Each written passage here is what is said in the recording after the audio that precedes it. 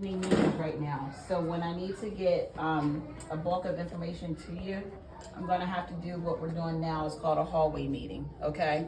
And that's just simply where you're standing in your doorway so that we can still meet proper supervision and ratio. And I can still be able to get the information that you need to hear to you quickly.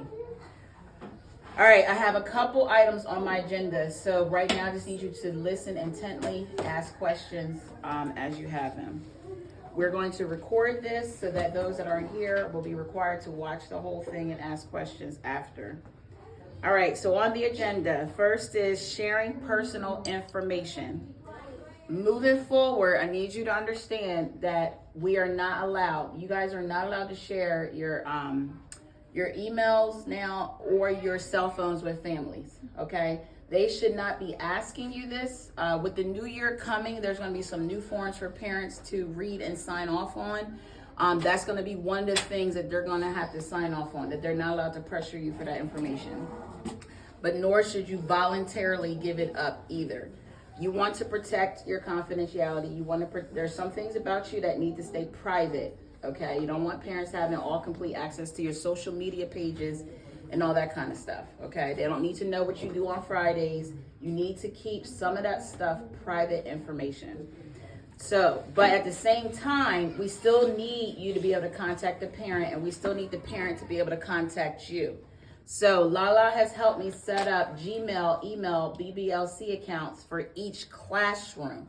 So not individual teacher, but each classroom has its own email with password. So this email you can give out to your families. You can check it, download it to your phone. You can check it from home if you choose to. You can have your regular emails feed into this, or vice versa rather, so that you're not going in between 2 or 3 emails to check.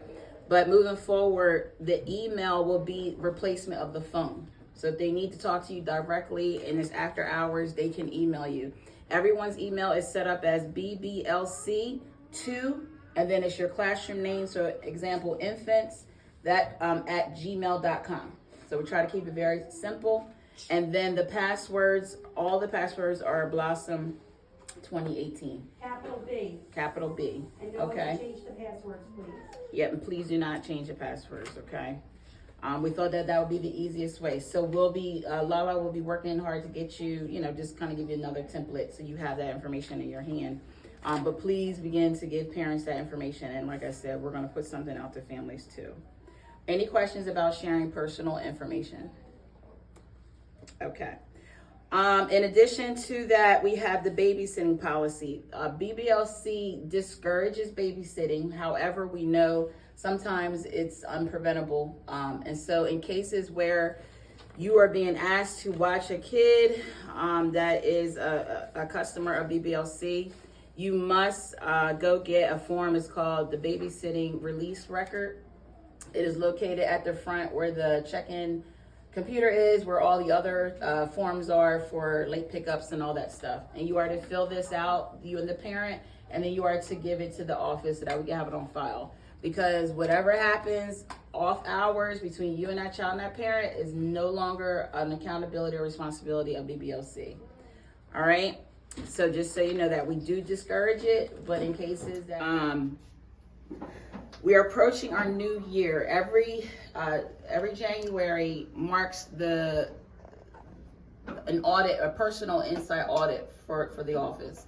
So parents will start being notified to complete the same forms they completed when they enrolled, but now we have to complete them again so that we have a 2023 date stamp on those forms.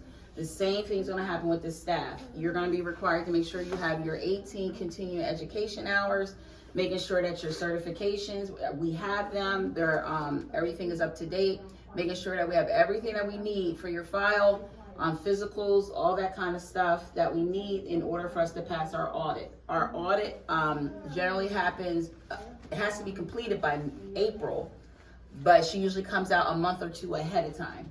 So I'll always begin in January with making sure that everyone knows what they need, and everyone begins to work on this stuff so we have plenty of time. We're not cramming things in, and then we're prepared for when it's time for her to come out to give us her audit. So just be on the lookout for paperwork that we may be saying we need. Please take it seriously and give us the information that we need. please understand that you must have all of your certificate, your DOE certification. So if you're still working on it, you need to be finished with that process. We have to have your DOE certificate so that you can be not classified as an aide, okay? So be on the lookout for that, and just understand that there's nothing, we can't drag that process out. We have to have the paperwork that we have to have, okay? Yeah. We need to do a physical video again? We'll let you know. Okay. Yeah, I do like for you guys to get physicals every 2 years, because it's good for you to know what you can do, what you can't do, that you're in good health. However, it's not a requirement by the state, so I usually try to see if you have insurance, but we can talk about that. But so we'll send you a list, but you should have a physical every year. But I need to know that you guys can bend, lift, run, jump. So at least every 2 years, okay? And then now they did change their fingerprinting. It's now every 5. A lot of us are under that, but that's something else too that we'll be monitoring. Because every 5 years you have to go back and get fingerprinted, okay? All right, so next, any questions with that? Next, I want to talk about how we send children home at the end of the day. I've been trying to remind us, every other day or here and there, but it's really, really, really important that from 3 o'clock to the close of the program, that every staff member is on alert that we have guests, parents, visitors in the building. You need to know that. So you need to look the part. You need to help guests that don't know how to get to a classroom, guide them. How can I help you? Oh, it's right over here. We need to make sure we have our customer service smiles on, helping families.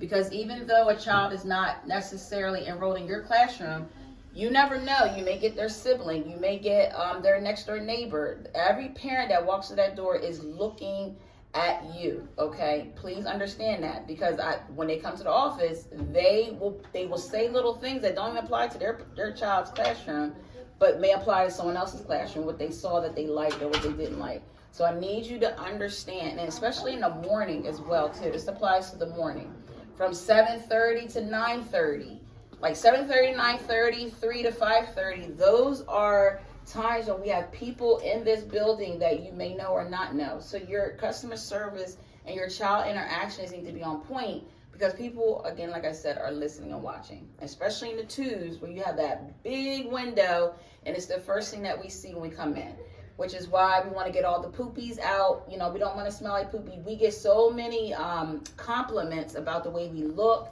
about the way we smell. There's so many daycares when you walk in, that's the first thing you smell is poop. So we don't want our customers to smell that. So when you have it really bad, let's get that trash out. Let's call Maria if you can't get it out. Maria, can you please collect my trash so we can get that poopy smell out? Because those times we want to give a good first impression. Does that make sense? Okay. To be clear, let's go back to Dawn spray. So I feel like maybe I'm probably, you're not giving me no updates and I probably don't see it. But I wonder sometimes, are we using the Dawn spray and are we using our disinfectant spray? Because I do, as you already know, before I leave at night, I walk through every classroom to make sure your doors are closed, there's nothing leaking, and to also see what you did that day. Your room speaks volumes of what experiences happen after you leave. So I can pick up on, what's going on in here today? So I wonder sometimes if you're using your Dawn. Your Dawn you should be using all day, every day. It is your cleaning. It's your cleaner. Okay, that's how you're cleaning your tables, your chairs, your surfaces. Everything is Dawn. You know what I mean? And then when you need to disinfect, because you don't want something to catch a germ or you're trying to prevent bugs or bacteria, then you lightly mist your disinfectant. So I hope that we're using it right. And because your Dawn has that alcohol component, it makes it even stronger. It makes it, not equivalent to bleach, but it's going to kill and really clean almost like it. It's 91% alcohol. Yeah, so it's going to give a real, I actually use it at home to clean my carpet if there's a stain. Gets it right up. That stuff is so potent. So know that first of all, be careful, because sometimes the alcohol is real strong too. So do be careful when you're spraying it. Be aware of the smell. It can be overpowering, but it is no joke. Okay, so it is that's your all-purpose cleaner right there. Let me put it out there. The ones would win the prize for using Dawn the most, because I refill their bottle more than anybody. Okay, so then we all need to go through, those should be actually getting filled every week, because that's how much you should be using it. If you're not using Dawn, then that could be why we're all getting sick back to back. Also, if you're not wearing your glove, if you're not washing your hands, like before you touch food, you should wash your hands. Upon going into your classroom, wash your hands. So And the children. I don't think we're washing our hands enough either, and we're not wearing gloves when we're serving children. So we're kind of being the carriers of some of these bacteria. So wash your hands. When you coming off the street from your break and you go back in your room, wash your hands. Before you go feed kids, wash your hands. You know what I mean? After you're done with your diapers or whatever, wash your hands. Like, make a habit and keep your lotions by your sink. But you should be frequently washing your hands so much that they're dry. Kids too. Thank you. Upon arrival. And your children should be washing their hands as well. In the infant room, we wash hands, especially once the babies hit 6 months and older. You can hold them up to the sink, put a little bit of water in there, or a little bit of soapy water in their hands. Sometimes we used to have a soapy spray bottle, a little one, that we would mist their hands and rub it under the water. They should be washing their hands. Babies that are under 6 months, we use the wipies. The wipies is how we wash our hands. And that is done at the changing table. For, the kids that are under 6 months, we take the wipey, we wash their face, their hands. And then after you change the diaper for 6 months and older, then you turn them around and to the sink and you wash their hands. So every child gets their hands and their faces washed. Yes. I'm a freak about that. Changing diapers, just in case everyone doesn't know, because I've seen it a couple of times, the gloves get changed with every kid. New kid, new gloves. When you're done with the white kid, those gloves go in the trash. You get new gloves before you get the other kid, please. I know it becomes an assembly line, but remember, we're not Amazon. And again, this affects you just as much as it affects the kids. Because if the kids are sick, guess who else is going to get sick? You are, right? Mm-hmm. So protect yourself. Change your gloves. Wash your hands. Protect yourself. Okay, that's very, very important. And I would take the gloves off and then make a little baggie with the glove for the diaper and then put that in, because a lot of times what's happening with these trash cans, and the reason why they smell horrible, especially if you're in a classroom that changes diapers, is that the bags aren't, sometimes they're not the best, or we're not putting them in correctly, and so they leak. The more diapers and the more urine, and it just keep getting compounded. Sometimes at the end of the day, the trash is almost about to overflow. When I'm going through rooms, I'm like, oh my God, they should have emptied this. Like, it's like up to the tippy top. So all that pressure is really hard for the cleaners now to get the trash bag out. So they're fighting that. But then now we have leakage, and now the trash can smells like feces and urine. But that's because we need to put the poopies inside of the trash bags, tie them in a knot, stick them in there. And maybe with your urine diapers, you're taking your glove off and you're wrapping it around there. Okay. Going back to the end time of the day. So remember, 3 to 5:30, we got people coming in and out of here, judging us, looking at us, wondering where to go. Anytime you see a face that you don't know, very politely, hey, how can I help you? Who are you here to pick up today? Have you been here before?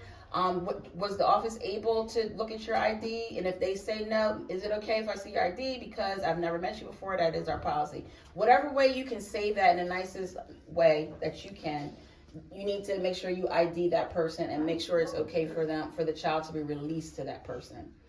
The other thing is making sure that kids are going home with their shoes on the right foot. I've had several complaints about that. And I do understand, especially in our older classrooms, like in pre-K and preschool, that the kids are learning how to put their shoes on the right way. And they're doing a lot of self-help skills. So just try to, remember, look at the kids' shoes. Again, what time the parents are coming. So before they come, half hour, because for the most part, they keep the same routine and schedule. Start looking at them. Make sure the shoes are on the right foot. Make sure their faces are white. And then when the parent is standing there ready to take their kid, just be like, wait a minute, give me 1 more minute. Let me just make sure we're all good to go. Check that diaper, check those shoes, check that face. All right? It's really, really quick, really easy, okay? Nobody, and I always say to you guys, put yourself in their shoes. How would you like to come pick your kid up from daycare every day where their shoes on the wrong foot, their shoes not tied, there's boogies snot coming down their face? Their hair's all over the place. You know what I mean? You wouldn't like that. So, of course, our parents get mad when we do that to them. So just please take an extra look at your kids before releasing them, so we can try to cut down on some of that. The other thing is the importance of tadpoles and that communication. To check tadpoles, but when they check it and that information is not there and they complain, then know that I'm going to come to you and I have some concerns. Because one of the state requirements is that we effectively communicate with families. And the way we do that here is we use tadpoles. So a child had an injury at school. You should have some type of note. Just FYI, so-and-so fell in the playground. I have an incident report ready for you to sign. Make sure that's in there. So that way it covers you. Yes, you're saying things multiple times, but right now, people will receive information. I forget what this study is. There's a research study of what percentage people, how much information they receive from you. Which is why you often have to repeat yourself. So if you say something one time, one way, know that whoever you said it to just forgot it, okay? So you have to be able to say it multiple times in multiple ways. So we're going to put it in writing. We need diapers. We're going to say to the parent when they pick up, we need, when they come the next day, we're going to say, did you bring? We're not just going to be passive and just let them come through the door and not say anything and then be like, oh my God, they didn't bring diapers. They need to go home. We are very good at that, and we need to stop being good at that. So we're going to get better at writing, and that may not be some of our strong suits, but it needs to be our strong suit, whether it's spelled correctly or not. You need to protect yourself. You know, this is a great life skill. In life, you want to make sure you sign a contract. You want to buy a house. You open up a bank account. You sign on to a credit card. Like this is what got me. I got a credit card. I didn't read the fine print because I just assumed that it was like every other credit card. And they had the nerve to charge me. What was it? $50? I said, what? What happened? My balance was supposed to be $500. Why did it say $450? Oh. And I couldn't even get mad. I was mad I didn't read it because I should have read the fine print. Should have read the paperwork before I signed off.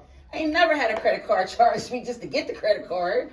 I was really upset about that. So that is my story to share with you. You have to read things that you're signing. Parent, you need to cover yourself. That's why we have a lot of policies. That's why we write, hold on. This is why we write everything down. Okay? This is why, I'm OCD about paperwork. So again, let's all adapt this habit in the future. Okay? That we cannot say things, even to each other, even to the office, even to your colleague. You cannot say something one time, one way, and expect that person to get it, okay? Just hear me right now. I'm telling you straight up. It's a research. When I find the research, I'll share it with you. But you have to be able to say it multiple times and multiple ways, okay? So that's verbally and writing. You may have to do a text message. You may have to draw a picture. You may have to sign it. You know what I mean? But you have to be able to say it multiple times and multiple ways before you can say, well, they don't listen. No, because a lot of times when people are talking, their brains aren't really functioning and focused on you because they're trying to get the kid and you're trying to talk to them. Meanwhile, you're half listening too because Johnny's grade turned the water on and the sink's going to overflow. So a lot of times you're not look to see, did the teacher tell you? Because that's the proof that I need to be like, yeah, they did tell you. Now, why didn't you bring it in? Now I can really go hard on them because you did. You told them verbally and you told them in writing. But every time I go to tadpoles, there's nothing there. There's nothing. So it's like in the court of law, you can't argue it's your word against mine. That's why you always have to have a witness in the court of law. That's why they bring in witnesses because it can never be your word against mine. There's no way to judge that. So we got to have witnesses. So your witness is your hand. You're writing things down in the tadpole. Okay, let that be what we do moving forward. Cover yourself, even if you said it 1,000,000 times. Cover yourself by writing it in tadpoles. It's a beautiful thing. It's really quick. All right. The other thing about tadpoles that you need to understand is that the way it is set up, that when you clock the child out on your iPad, it automatically generates a report that goes to the parent's email, and then it generates a report that hits the parent's app. If you never clock a kid out, then the parent never gets their daily report, which is why they're going to say, I didn't get the daily report. So sometimes they're right. They didn't know and they didn't get it because you didn't clock them out. So when you don't clock them out, the report does not generate automatically until 8 o'clock at night. It's set up automatically. We can't change it. It's 8 o'clock at night. So now we got an infant parent that is a first-time mom that needs to know every diaper change and every feeding so she can continue that at home, and she's not getting that information until 8 o'clock. Now she's calling back the center, or if you gave her your phone number, she's calling you. You know, and it's after hours and you're at the mall going shopping for Christmas, but she needs to know how her child ate. So when you clock the kids out, you are allowing that parent to get in real time, respectfully, their child's daily report that you worked hard to complete during rest time. Rest time is when you should be completing your tadpole daily notes. If you have a classroom that has more than one teacher, you should be sharing that responsibility. You're going to do half, I'm going to do half. Because the reports need to be written, really, to be honest with you, they need to be individualized. No one wants to hear the same thing every single day. You know, I want to know specifically what brought a smile to Mason's face today. You know, what did he really enjoy? That might be different from what another kid enjoyed. But sometimes if you're trying to do all 20 daily notes, I can understand why you get into a rut, and it's just like, we all enjoyed this today. We all went outside. We all made the gingerbread houses. You know what I mean? I can understand that. So if you're in a classroom that has more than one person, split the responsibility so that we can get a little bit more experience on a child's day to make the parent want to open it and read it. Okay? Because a lot of times they're not reading it because it's not accurate. You know what I mean? So let's give them something to read. And in the afternoons, let's give them something to talk about, you know, so they can see how good. I've had parents come in and compliment other classrooms. So give them something positive to talk about. Hopping room to room to room, making sure that you move yourself in tadpoles. So if you're a floater, I know you got to remember this, but you got to go into the room, you got to find that iPad, you got to clock yourself in, move yourself to that class, and keep moving yourself until you're gone at the end of the day. Okay? Quick. About the child diapers, what do you do when you doing all that? Like, I have an infant that I already know. So, once you have put it in writing, and here's the other piece too. You can't say to me today that my kid needs diapers, he's all out, and Mason needs diapers tomorrow. Number one, if I was that parent, I'd be looking at you like, really? Like, I always had a rhythm I always bought diapers when I got paid. So we got to go 2 weeks before I can buy more diapers. So how dare you wait to today to tell me you need diapers tomorrow? So it starts off with being respectful, being mindful, and watching your supply. So you should not be waiting till you're at the last. Okay, you should be letting that parent know before you get to the last, so that gives us a cushion of time. Because just because we ask for something today doesn't necessarily mean we're going to get it tomorrow. Diapers cost money. And all of us get paid, what, every 2 weeks, right? Yes. So we also got to be understanding to some parents. So maybe the next question is on your intake is, you know, or if you're having problems with diapers, let's talk about that. Like, how do you buy your diapers so I can get on your schedule so I can make sure that you get the message in time? You know what I mean? Like, for me, every job, I was that OCD when I bought them in bulk and I always checked in, but at the same time, I made sure I told the teacher, look, I can only every 2 weeks, this is where I'm at. You know what I mean? So don't come, you wouldn't have got diapers because, again, like I said, I didn't get paid yet. So I think we have to be more respectful with looking at what our inventory, managing our inventory. Perfect, that's a perfect word, thank you, Lord. Manage your inventory, so that you can be respectful to parents because they don't have money or time to be running out midweek to get stuff. That, to me, that's stuff that you should be saying on a Friday. Like, on Friday, you should be telling me what I need for next week. Like, that shouldn't be during the middle of the week. Unless you've said it, you know, and it's still carrying on. Anything that comes down to parents, you have an issue with a parent, and you have tried your best, because I want parents and teachers to have the best relationship. You tried your best, it's not working. It is your job now to inform the director and allow me to do what I do best, okay? When parents are at a point where they can't stand you, or we're not agreeing to disagree anymore, it's time for us to talk to the director. And then that's when I get to do what I do best. My first go-to is our families, okay? Your first go-to is Miss Sierra. And then if stuff doesn't work out there, then Sierra or you will come to me and we'll take it from there, okay? And then I have a boss, Lamise, that lives in Tunis. So if you don't like something I said or did, then you have the right to go above my head to her as well. But we have a process. So when you have issues with parents, kids, Sierra and I, we share the kids, okay? I usually take on the challenging behavior one. She usually takes on developmental delays or whatever. I don't want to say that right, Lord forgive me. If there are any developmental, she's really good at redirecting the teacher and the family through that process. I'm usually good with the ones that don't want to act right. You know what I mean? So, regardless, we share children, but teachers report immediately to her and parents report immediately to me. Does that make sense? So you have a problem with a parent, you need to come talk to me. You need to leave me a note. You need to leave me a text message. You need to email me. You need to find a way to say, excuse me, you have a few minutes, or you need to get on my calendar so that we can talk about it. And please don't bring me anything that you have not worked hard at trying to resolve yourself, because that's not going to be acceptable for me. And I'm just going to redirect you to start at that process right there. Now you have something to say. I don't know if it's the same for the infant room, but if we change every 2 hours, it's the same amount of diapers every day for every kid. So it's an easy number. We need this many diapers every 2 weeks. We need this many diapers a week. We need this many diapers a month. But if they know, they might have known when they first put the kid in. They might not know today. Yeah. So again, just to remind them, we use this many diapers a week. If they know how many diapers a week, there's no problem. And here's the other thing. I created a paper. There's no problem. The ration will come from you.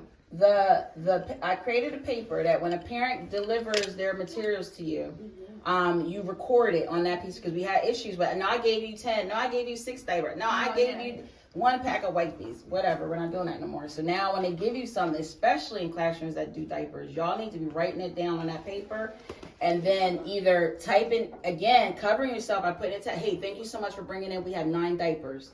Put it on that tadpole, so it's a running tab. They automatically know.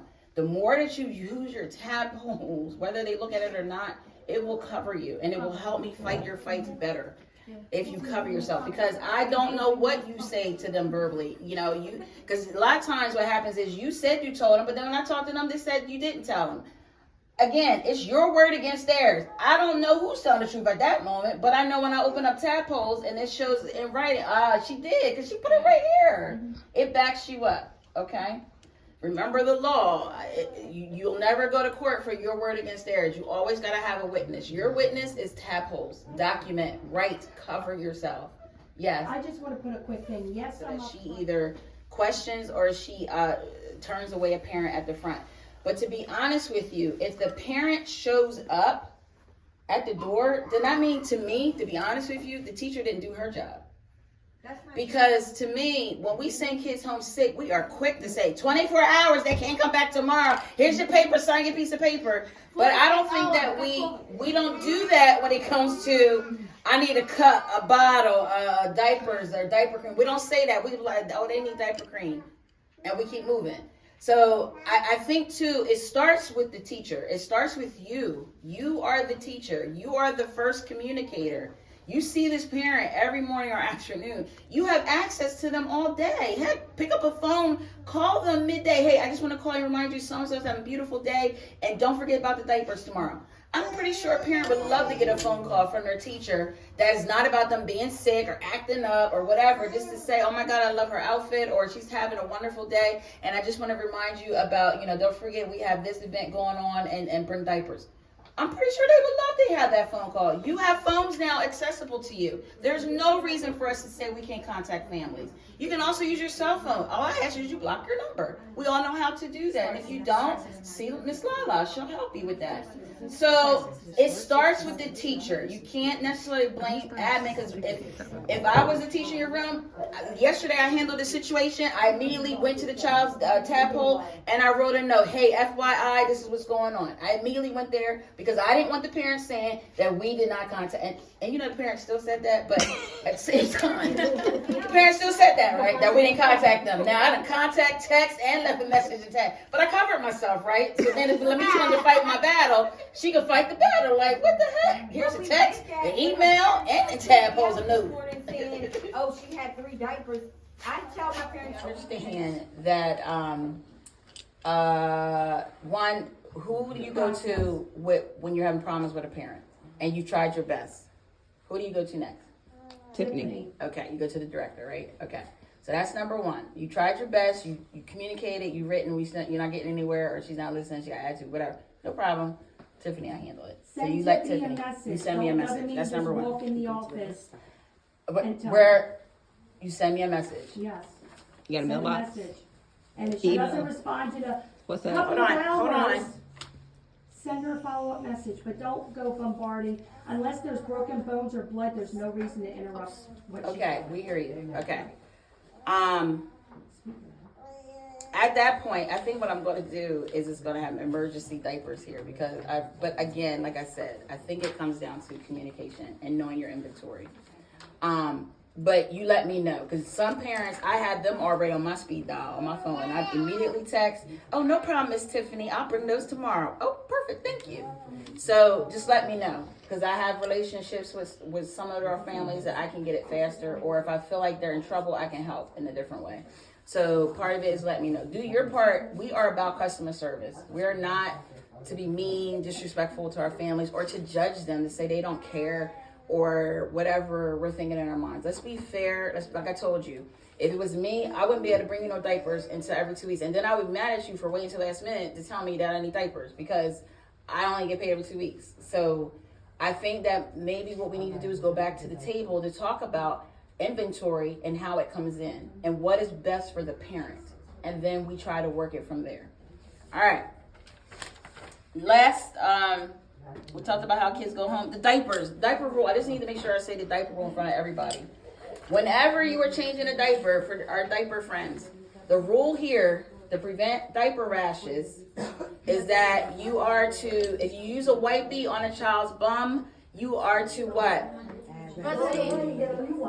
Yes, throw away, get a new one. Make sure you have your gloves on. Wash your hands. But you are to use Vaseline or some type of skin protectant. Okay. Do not change. Are you listening, infants? Do not change any diapers and not replace. Take care of the skin, because I have to say, and I can knock on a whole lot of wood, we have not had a problem with diaper rashes almost now a year, because we have adopted this philosophy, and it works as long as you guys are doing it, because we had a horrible time with diaper rashes, and it's been smooth sailing. I just want to make sure I say that to all of our new friends, our floaters going into different classrooms. You change a diaper, there should be Vaseline there, there's some BBLC on it. You are to use it, put it on the bottom, and we will be smooth sailing with diaper rashes. Lastly, we're going to talk about interactions with children and things that we cannot do to them. Prohibited acts. Is everyone listening? Yes. Did I lose Alexi? She's here. No, she's right here by Okay. the door. She's got some upstairs. Please hear me, because this applies infants all the way down. You are not allowed to roughly handle a child, or I'm just going to read it because it's easier. Roughly handling a child or physically punishment inflicted on a child's body, including but not limited to the following: shaking, grabbing, striking, hair pulling, biting, pinching, plucking, slapping, hitting, kicking, or spanking.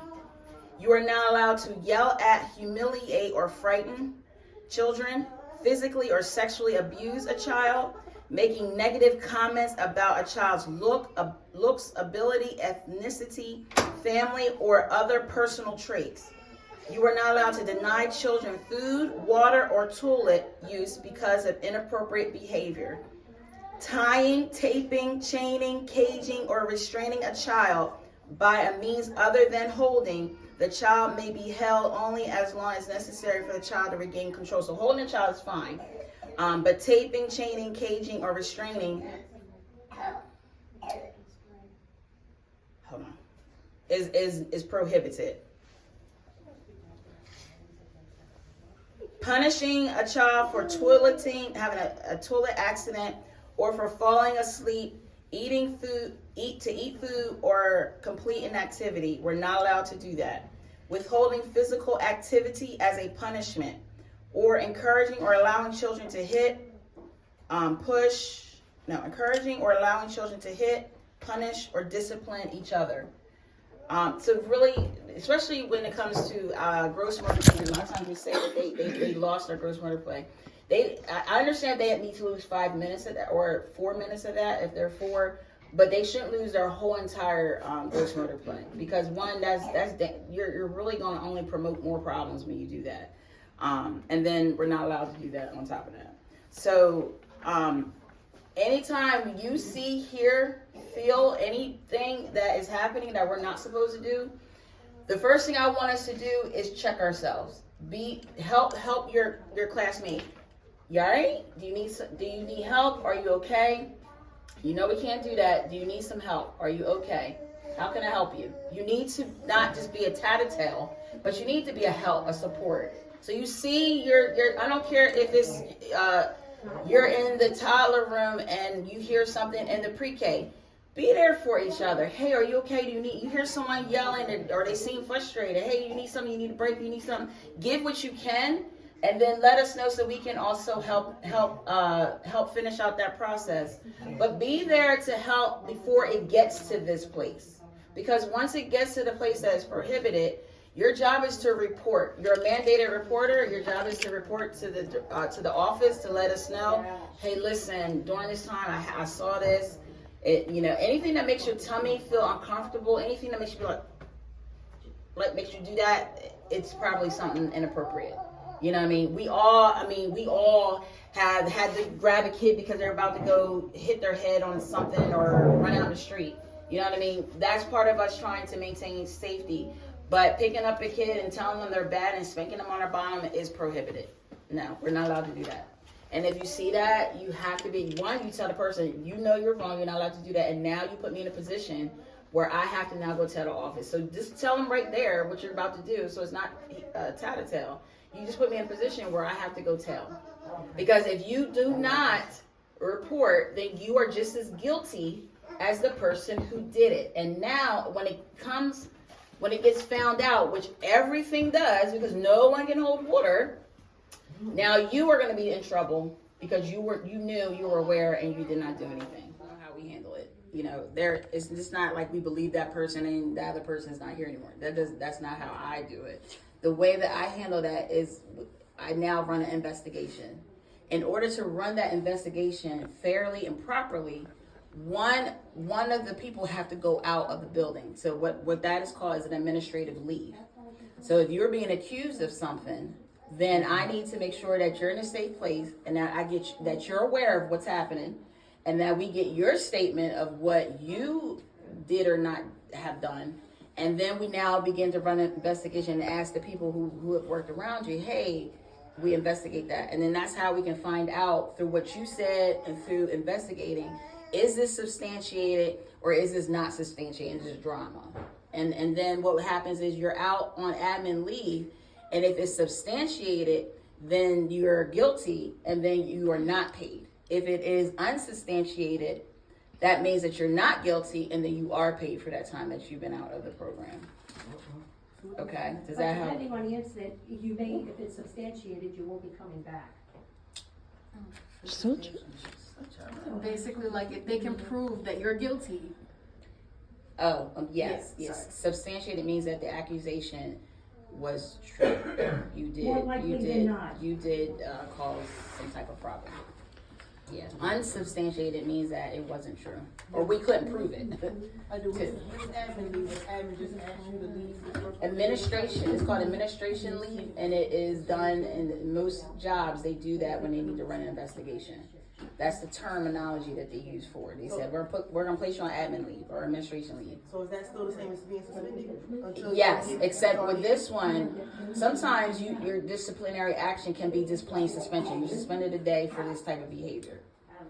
Plain and simple. Administration leave comes, a lot of times, there's an investigation going on. Because you can be paid for, for admin leave if you're not found guilty. So it's like a, same thing, it is suspension, but it's just under a different category, that's all. It's not really, But usually when you're suspended, you're coming right back, you know what I mean? But administration leave, you could be out for a week because we're trying to figure out, are you guilty or are you not guilty? You know what I mean? And you could be paid because you were innocent the whole time. You know what I mean? Whereas suspension is definite. You're on suspension because you did X, Y, and Z. Open and shut. Okay. Any questions?